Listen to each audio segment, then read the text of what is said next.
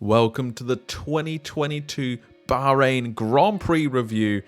Let's get stuck straight in because what a fascinating Grand Prix we just had. It's the first Grand Prix of the new era of cars that are designed to follow more closely, for more overtaking, and just generally a bit nicer looking cars. Also, new engines up and down the field as well. So it was our first chance to see how everybody got on for the first race, the first real time we've seen these cars driven in anger. So how did everybody get on? We'll start with qualifying as usual. And out in Q1, we lost Latifi, Stroll, Ricciardo, Hülkenberg, and Tsunoda. So one Williams, two Astons, one McLaren, and an AlphaTauri. Big surprises there, especially Ricciardo. That's pretty bad for McLaren. Both Astons going out in Q1, they will not be happy about that for sure. But one thing that was a bit strange was Hülkenberg out-qualified Stroll. Hülkenberg, of course, replaced Vettel, who's down with COVID. He is the reserve driver for Aston Martin and had 0 miles on the clock in this car and at the testing session. So he came in, out-qualified Stroll instantly. So fair play to him. It was also the first time in I don't know how long. I really wanted somebody to say the stat and I couldn't find it. I don't know how long it's been since we've had no Haas or Alfa Romeo cars in the bottom 5. All Haas cars and all Alfa Romeo cars at least made it to Q2. How long has it been since we've seen that? Have we ever seen that? That's amazing. In Q2, we did lose Zhou, Albon, Norris, Schumacher, and Ocon. So one Alfa Romeo, one Williams, that's both Williams is out now, one Haas car, one Alpine, and the other McLaren. So both McLarens and both Williams out before Q3 starts. But that does mean we have a Haas in Q3. It's Kevin Magnussen. He's back. Amazing stuff. We also saw Bottas extend his Q3 streak over 100 races. He's reached Q3 and everybody was like, oh, expect that to end. He's at Alfa Romeo now. Nope, still carries on. He's in Q3 again. Off he goes. The initial Q3 runs gave the advantage to Ferrari for pole position. They were running 1 and 2 from Verstappen. That's not how it finished, however. Leclerc did take pole position. Verstappen finished P2 and then Sainz P3. So we saw that the pace that Ferrari have been delivering during the testing sessions has been and is very, very real. And we also saw that Mercedes were definitely not lying when they said they are not up to that pace. Hamilton was down in 5th with Russell in 9th. Bottas actually out-qualified Russell, which, oh boy, that was a talking point before the race got started, eh? It was actually Hamilton starting alongside Bottas. So it was Hamilton in 5th and Bottas in 6th next to each other. That's crazy considering, what just happened and how Bottas has left that team now. We also saw Kevin Magnussen qualify in 7th on his return. What a man. He only got a few runs in the car during testing because obviously they had to swap out their previous driver with Kevin Magnussen during testing while that was all happening. So he's still very fresh into the car and of course he hasn't raced in F1 for over a year now. So fair play to him for putting that car P7. Going into the race, a new rule change meant that all teams have free tyre choice for the race, regardless of where they qualify. That is new for this season. It used to be if you were in the top 10 or if you finished in the top 10, your Q2 tyre that you did your fastest time on would automatically be your race tyre, and then anybody below P10 would be able to choose whatever tyre they wanted. It is now a blanket rule that anybody, regardless where you qualify, can pick any tyre. So going into the race, we saw everybody take the soft tyre except the two McLarens who picked mediums. Spoiler, that didn't work out well for them and the whole race was a bit terrible for McLaren, sadly. Off the line, everybody got away really well. There was no crashing or banging or anything like that. Perez did lose 2 places to Hamilton and Magnussen off the line, but it was pretty tidy. There was no change in the top 3, so you still had Leclerc from Verstappen from Sainz. Bottas dropped way back down to 14th, though it just looked like he got a really bad start, to be honest. Zhou dropped down to 19th as well, second last. So the Alphas, terrible start. And they were, trying to recover that position for the entire race as well. Ocon and Schumacher did collide, sending Schumacher around. Ocon got a 5-second penalty for that, but I think that was the only real fisticuffs we got in the entire race. So fair play to all the drivers, they were keeping it clean. It was around that time that we learned that tyre degradation was going to be playing a much bigger factor than everybody had expected. Like the Pirelli graphs and whatnot had shown a 2-stop strategy, whereas it quickly became clear that a 3-stop strategy was going to be necessary for, the majority of the cars. And I think in the end, everybody took 3 stops. Hamilton started off the pit stops very early on lap 12. He came in, got rid of his soft tyres, put on some hard tyres, and he came back out in 12th position. That was quite early, but it did start the ball rolling on everybody's first stops. Verstappen and Sainz came in on lap 15, and they got another set of soft tyres, so they were already banking on their next stop being mediums or hards. Leclerc came in the very next lap, lap 16, to cover off Verstappen. Obviously, he didn't want Verstappen getting a powerful undercut and overtaking during the pit stop phase. Perez and Russell also came in on lap 16 as well. And coming out of that pit stop, we saw that the undercut was incredibly powerful. Verstappen went from about 3 seconds back to right on Leclerc's gearbox, and they had an amazing battle for the lead. Absolutely amazing battle for the lead. It took place over the course of, I think, 3 or 4 laps, where they were overtaking back and forth. First, Verstappen would overtake, and then Leclerc would take it back. It was amazing, and it all ended with Verstappen locking a tyre going into turn 1, which meant Leclerc got a bit of space and managed to drive off a little bit and break that DRS zone. But it was amazing, and it's exactly what we want from these regulation changes, of the close racing, the being able to follow, the overtaking. It's fantastic. And it wasn't just those two as well, it was up and down the field. I don't know how many total overtakes there were, I would be very happy to see that number, but it felt like there was a lot of overtakes in this race. There was a lot of close following, especially at the start. Usually you see the snake kind of dissolve very close to the start because cars try and find clean air, they can't really follow very well, stuff like that. But that was in previous years. That snake from the start stayed consistent for a good while, and there was genuinely good laps of cars following each other for 3, 4, 5 laps. I remember battle between, I think it was Bottas and Tsunoda, where Bottas just followed him around for about 5 laps right on his gearbox, and it was brilliant to see. It's exactly what the regulations are designed to do, and I'm sure everybody at F1 right now is giving themselves a big pat on the back because it managed to do that.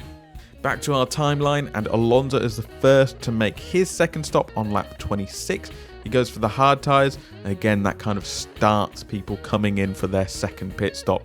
Verstappen pits on lap 31 for mediums, and at that stage it was kind of like, is he going to try and go to the end? I mean, that's 20 plus laps he's got to do on these mediums. Can it be done? Not sure, but as we'll see in the future, didn't really matter.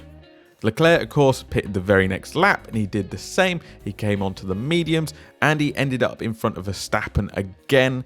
This time, there wasn't such a close battle, but it was still entertaining to see, Behind them, Sainz and Perez both pitted on lap 34, with Perez going onto the softs and Sainz onto the mediums. So Perez guaranteed himself an extra stop because they absolutely wouldn't get the 20 plus laps to the end. But Sainz, maybe he could have made it. But then we only had to wait 10 laps. On lap 44, we saw both Red Bulls come in and strap on new softs for a late push. It was about to go down to the wire. Leclerc stayed out. They thought, hey, he's free. He's now 20 seconds up the road. Is Verstappen going to be able to make 20 seconds in, 13 laps? Probably not, right? But Sainz did come in to cover off both and to keep his third place.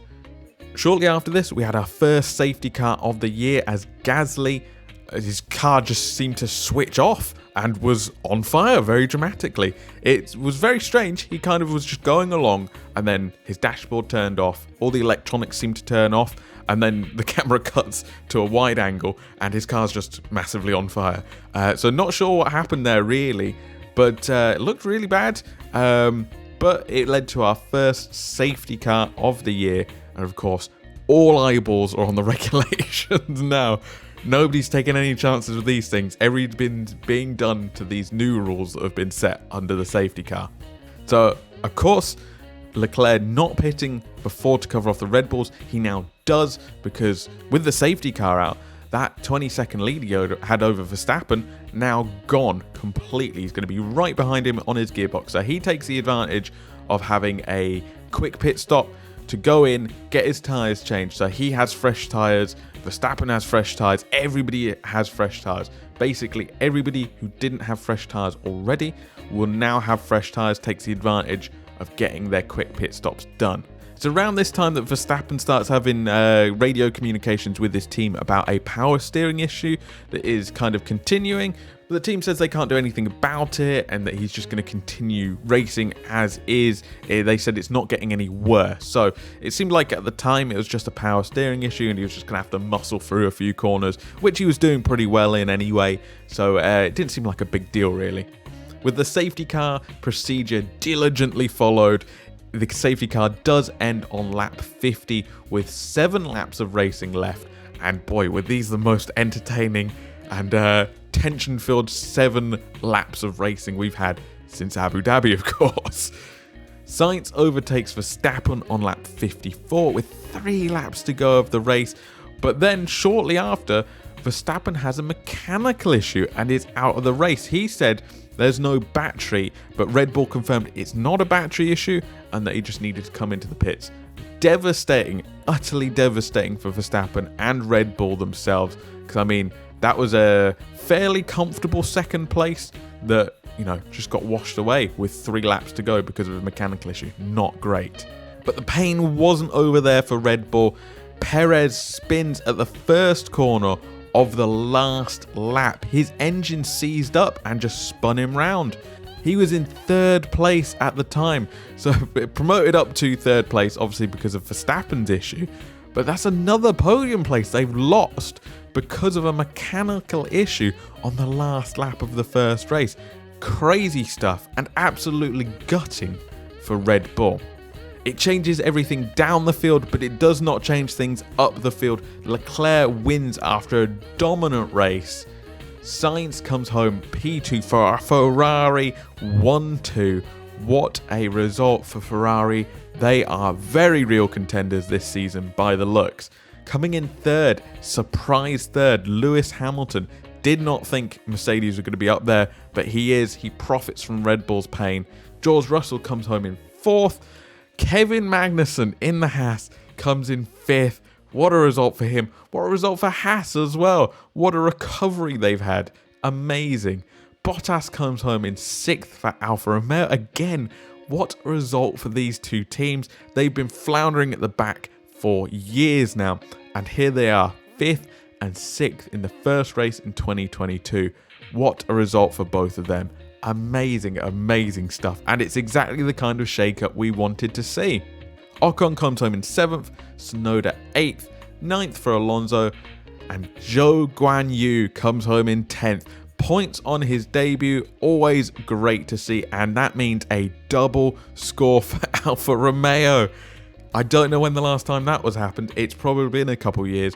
A double score for Alfa Romeo on the first race of 2022. What a result. And Kevin Magnussen's result as well. Amazing. Mick Schumacher actually came home in 11th. So they just missed out on a double score as well. Oh, man. This season, it's going to be a wild one. Overall, it was pretty fun. It was very interesting. The overtakes were constant. The action was constant due to these new cars, which is exactly what we want to see as fans. And the grid was completely flipped. Well, not completely flipped, but Ferrari are now title contenders. Red Bull are up there if they can get on top of their, mechanical issues. Mercedes have a bit of work to do, but below those guys, it seemed like a bit of a free-for-all, honestly. You've got Haas, you've got Alfa, you've got Alpine, you've got AlphaTauri in there as well. It was a bit of a free-for-all, and who knows where those positions are going to land. It was so entertaining. Unfortunately, there were three clear bottom teams this race though, and it was Aston Martin, McLaren and Williams. Now this is a real shame.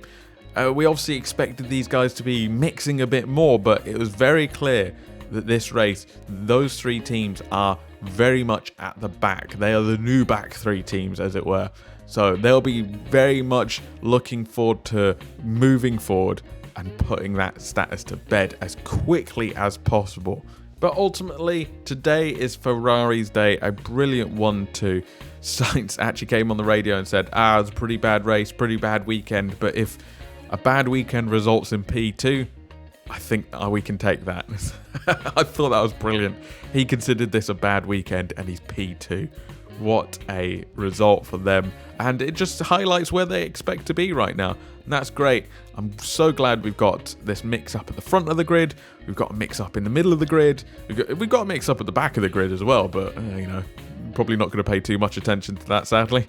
Lots of soul searching for the Red Bull team as well, especially considering only 3 cars retired from this race. 2 of them the Red Bulls and 1 of the Alpha Tauri.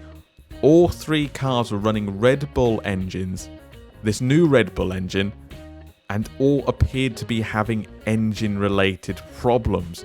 So is that going to be an issue going forward? Is that an issue they can get on top of? That is going to be a huge question going forward. Now, I know it's just the first race of the season and it's easy to get carried away, but I think based on what we saw today, we are in for a great season of racing. The overtakes worked, the DRS worked, the following worked, and it was just entertaining throughout the race. It was brilliant to watch. What did you guys think? Let me know in the comment section if you're on YouTube, let me know over on social media, and I can't wait to bring you the next one.